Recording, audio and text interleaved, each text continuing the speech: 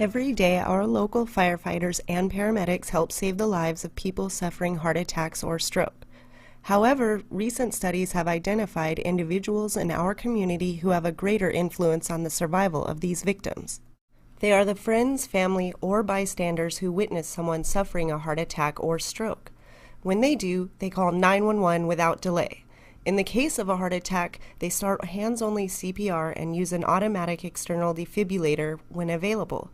By taking these steps, they more than double the chances of survival for the victim. If you think someone may be experiencing a heart attack or stroke, don't delay. Call 911.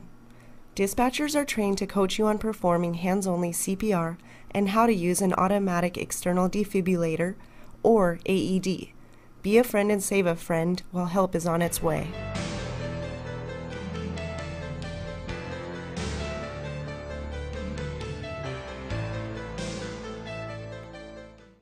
CAL FIRE Correlated Station says, be a friend, save a friend.